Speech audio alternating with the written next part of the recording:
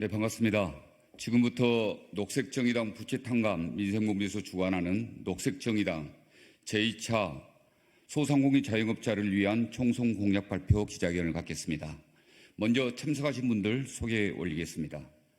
녹색정의당 김종민 정책위 의장님 참석하셨습니다. 녹색정의당 부채탕감 민생본부의 이보람이 본부장님 참석하셨습니다. 정의정책연구소의 박항주 센터장님 참석하셨습니다. 이동환 정책위원님 참석하셨습니다.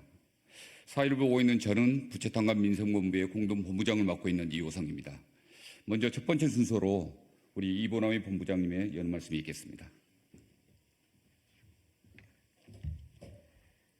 네, 반갑습니다. 녹색정의당 비례대표 3번이고 이번 민생본부 본부장을 맡고 있는 이보람이입니다. 녹색정의당은 거대 양당의 싸움판 속에서 실종되고 있는 민생의 문제를 놓치지 않고 살피겠습니다. 윤석열 정권은 시장에서 떡볶이를 사 먹는 것만 아니라 상권을 어떻게 활성화시킬 것인가에 대한 대안을 내놓아야 합니다. 잘 못하겠다면 녹색정의당의 대안을 받아들이면 될 것입니다. 녹색정의당이 골목상권과 그리고 소상공인 자영업자를 위해서 힘껏 일하겠습니다. 많은 관심과 지지 부탁드리겠습니다. 감사합니다. 네, 고맙습니다. 이어서 김종민 의장님의 말씀이 있겠습니다.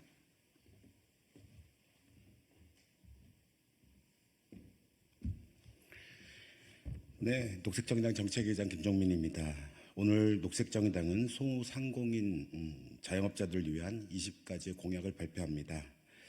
한계에 다다른 소상공인 자영업자들의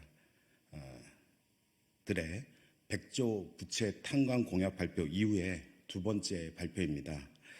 그만큼 녹색정의당은 한국 실물 경제가 굉장히 심각하다고 인식하고 있습니다.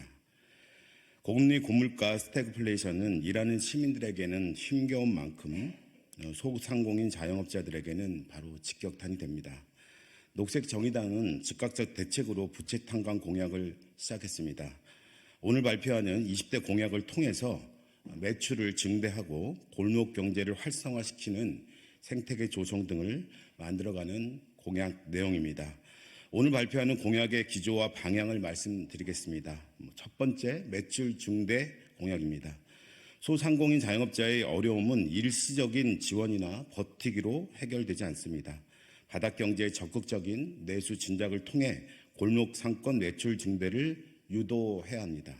이를 위해 온누리 상품권, 지역 화폐는 기본이고 최저임금제를 위한 일자리 안정기금을 지속적으로 확대 추진해야 합니다. 둘째, 골목 경제 생태계 조성 공약입니다. 대형마트의 골목 상권 침해 방지라는 기존의 소극적인 대응에서 마을 경제 공동체라는 대안적 접근을 준비했습니다.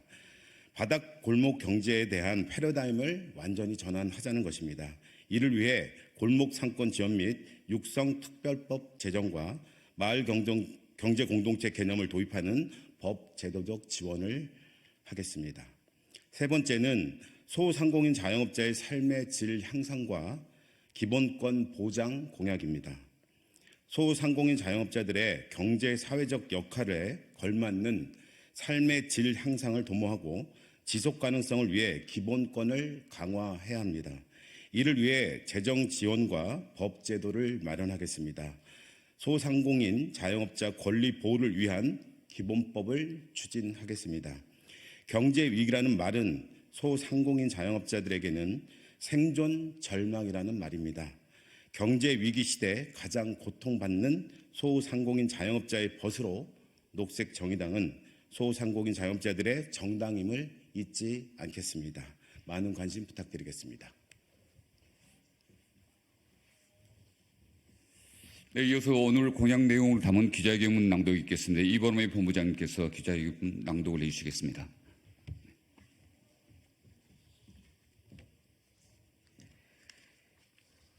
민생 정의, 소외된 골목상권 활성화를 위한 소상공인 자영업자 20대 공약 발표.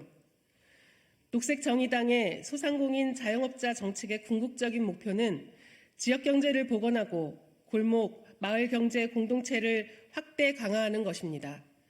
660만 명에 달하는 소상공인 자영업자는 지역과 마을의 생산과 소비, 유통, 폐기를 연결해주는 실핏줄입니다. 대기업의 독과점과 본사의 갑질이 만연하고 경제위기, 기후위기 시대에 지역을 죽이고 불평등을 심화시키는 대형마트, 복합 쇼핑몰은 지역 경제의 미래일 수 없습니다. 정부의 존재 의미는 도탄에 빠진 민생을 구하는 데 있습니다. 그러나 지금 대한민국 정부는 실종됐습니다. 녹색정의당은 한계 소상공인 자영업자 100조 원 부채 탕감 공약을 발표한 바 있습니다. 정치 본연의 임무는 민생입니다. 이제 녹색정의당이 민생 정의를 바로 세우겠습니다. 윤석열 정부는 지역화폐를 정쟁화해 예산을 전액 삭감하고 이에 대해 비난이 일자 온누리 상품권을 일부 확대하는 신용만 하고 있습니다. 언발의 오줌 누기 정책으로는 턱도 없습니다. 우선 지역화폐 발행량을 코로나 시기 발행량으로 획기적으로 확대하고 할인 혜택도 15%로 대폭 높여야 합니다. 다음으로 온누리 상품권은 사용처를 확대하고 발행량도 2배로 늘려야 합니다. 소상공인 자영업자들이 쉽게 협력하고 조직화할 수 있도록 현재 골목형 상점가 지정 기준인 2,000평방미터 이내 30개 점포와 중소벤처기업부 장관과 협의하도록 한 기존의 중앙통제식 방식을 철폐해야 합니다.